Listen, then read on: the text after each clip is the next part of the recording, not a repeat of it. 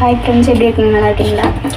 கோதுமை மாவில் இனிப்பான தோசை எப்படி செய்யலாம் அப்படிங்கிறத பற்றி தான் இப்போ வீடியோ கொடுக்குறேன். என் பையன் மதியத்தில் சாப்பாடை விட தோசை விரும்பி சாப்பிட்றான். அதனால் அவனுக்காக டெய்லியும் ஒரு தோசை பண்ணி கொடுத்துட்ருக்கேன். இப்போ ஒரு தோசை அளவாக மாவு எடுத்துக்கலாம். லைட்டாக கொஞ்சம் உப்பு, அதில் கொஞ்சம் ஜீனி சேர்த்துக்கலாம்.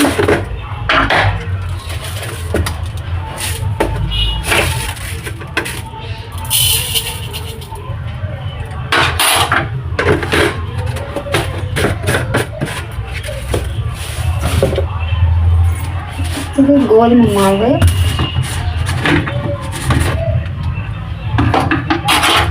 எவ்வளோ தேவையோ அவ்வளோ, எத்தனை தோசை வேணுமோ அத்தனை தோசைக்கு கோதுமை மாவு சேர்த்துக்கலாம். இப்போ ஒரு தோசை அளவு சேர்க்கலாம்னு நினைக்கிறேன்.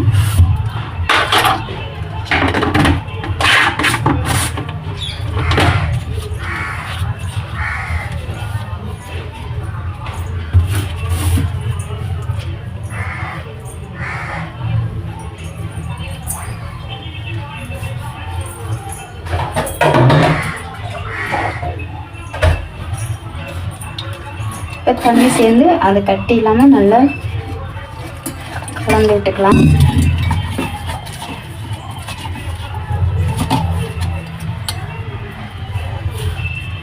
இதில் உப்பு, ஜீனி, கோதுமை மாவு, இப்போ தண்ணி, தோசை பழத்துக்கு நல்லா கரைச்சி எடுத்துக்குவோம்.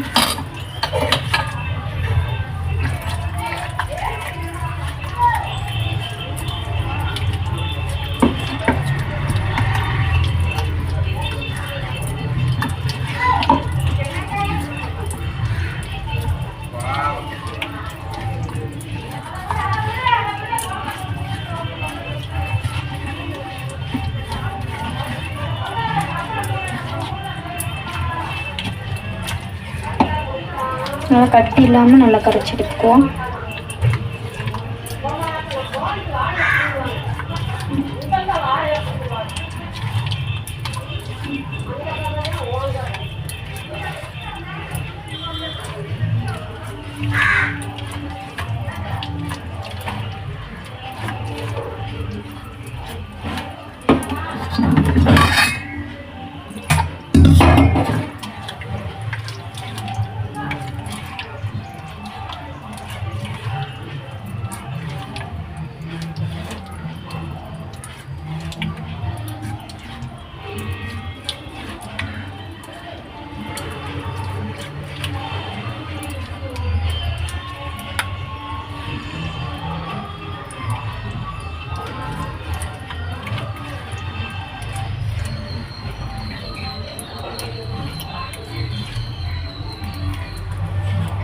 நல்லா கட்டி இல்லாமல் தோசை பழத்துக்கு கரைச்சி எடுத்துருவோம்.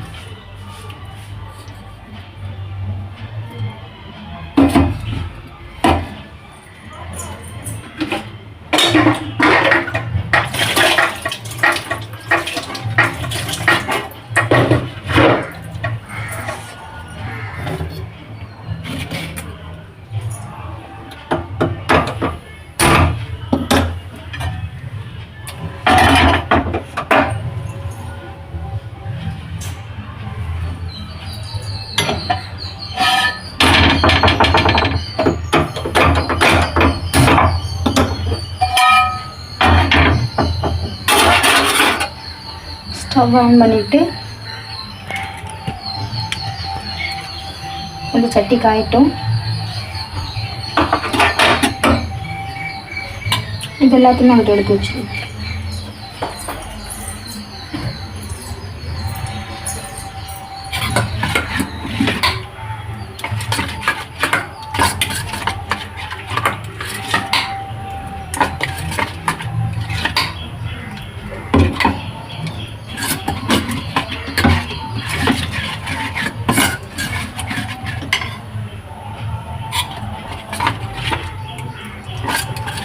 சட்டி நல்லா காஞ்சிச்சு. இப்போ மாவு ஊற்றிடுவோம். இப்போ நம்ம ஒரு கரண்டி அளவு தான், ஒரு தோசைக்கு அளவு போட்டிருக்கோம்.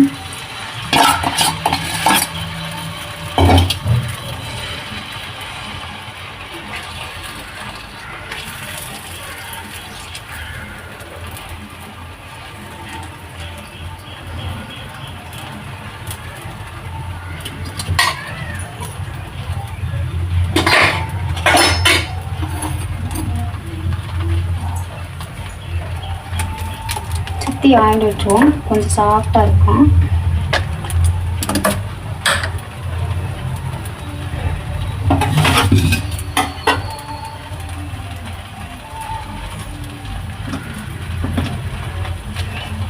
இது ஏதாவது எமர்ஜென்சி அவசரம், வீட்டுக்கு யாராவது வந்துட்டாங்க, இல்லாட்டி நம்மளுக்கே பசி டயத்தில் இது டக்குன்னு செய்ய முடியல இல்லை அப்படிங்கும்போது பிள்ளைகளுக்கும் அதை ஒரு ஹெல்த்தியாக ஏதாவது ஃபுட்டு கொடுக்கணும் அப்படின்னு நினச்சா, சாப்பாடு சாப்பிட மாட்டேங்கிறாங்க அப்படின்னு நினச்சா இந்த மாதிரி பண்ணி கொடுங்க. கண்டிப்பாக பிள்ளைங்க விரும்பி சாப்பிடுவாங்க.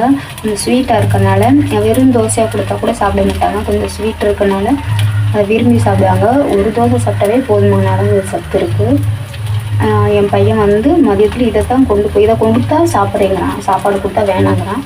அதனால் நான் இது மதியத்தில் அவனுக்கு மட்டும் ஒரு தோசை ஊற்றி கொடுக்குற மாதிரி இருக்குது. அவன் சாப்பிட்டு வந்துடுறான். குழந்தைங்க மேக்ஸிமம் சாப்பிட மாட்டாங்க. அதனால் இந்த மாதிரி ஒரு ஹெல்த்தியான ஃபுட்டு ஏதாவது எல்லா மாவுலையுமே செய்யலாம். ராகி அந்த மாதிரி எல்லா மாவுலையுமே நம்மளுக்கு என்ன மாவு கிடைக்குதோ அதை வச்சு நம்ம ஏதாவது ஒரு தோசை மாதிரி ஊற்றி கொடுத்துட்டோம்னா தோசைங்கும் போது கொஞ்சம் சாஃப்டாகவும் இருக்கும், காஞ்சி போகாது, ஹெல்த்தியாகவும் இருக்கும்.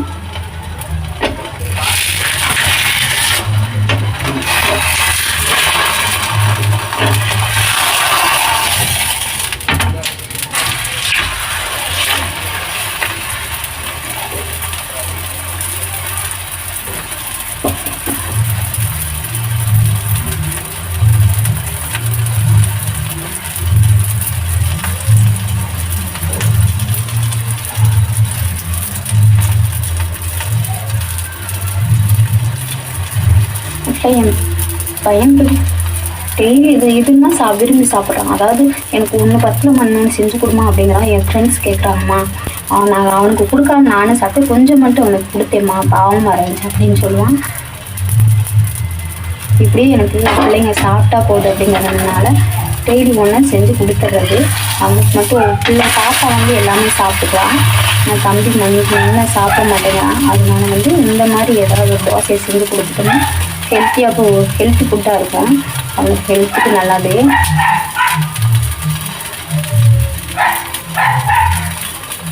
பாருங்கள், நல்ல தோசை வெந்துருச்சு.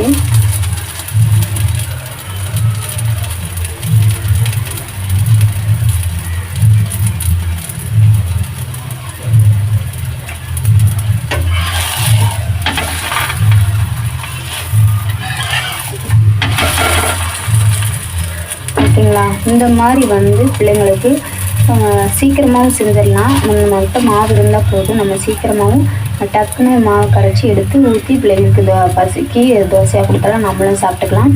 சப்போஸ் வீட்டுக்கு யாராவது வர்றாங்க, அவங்களுக்கு ஏதாவது செஞ்சு கொடுக்கணும் அவசரமாக அப்படின்னா அவங்களுக்கு இந்த மாதிரி செஞ்சு கொடுத்தோம்னா அவங்களும் ஹெல்த்தியாகவும் இருக்கும், பசியும் வரும். அந்த மாதிரி ஒரு சாப்பிட்டு போயிடுவாங்க.